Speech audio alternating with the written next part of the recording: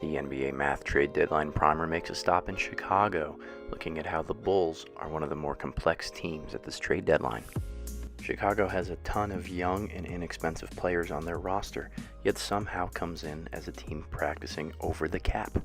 League rules dictate that because they started the fiscal year over the cap, their trade exceptions and other assets count against it. But because the Bulls only spend $83 million on player salaries this year, for all intents and purposes at the trade deadline, they will have about $15 to $16 million in cap room.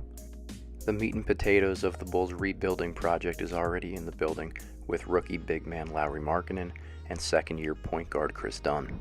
Both have shown a great deal of offensive potential and are the type of players the franchise would love to build around long-term. At the trade deadline, the Bulls will look to use their nearly $16 million in cap space as a leveraging tool in order to get them more young assets.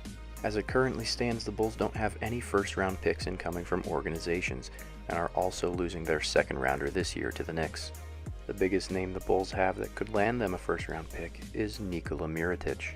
Mirotic has made it clear he wants out of Chicago, especially after a preseason brawl with teammate Bobby Portis. Many teams around the league would value the services of the stretch-shooting big man. But trading Mirotic is a little more complicated than it might seem. Mirotic has a no-trade clause in his contract, and he's hoping to leverage that to make any team that acquires him pick up his team option next season. Mirotic is still likely worth the first-round pick. This complication simply limits the number of teams that can acquire him. What can help the Bulls in negotiations is the fact that they have an open roster spot. Being able to absorb multiple contracts allows them to get creative with any deal that they can find. Long term, the Bulls project to have about $40 million in cap space this summer.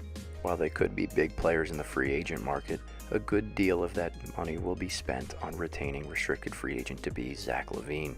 The hyper-athletic LaVine is just making his way back into game competition for the Bulls after suffering an ACL injury last season. The contract that LaVine will receive this summer, as well as what the Bulls have to absorb in return from Nikola Mirotic, will dictate just how much money they have to spend on the free agent market this summer.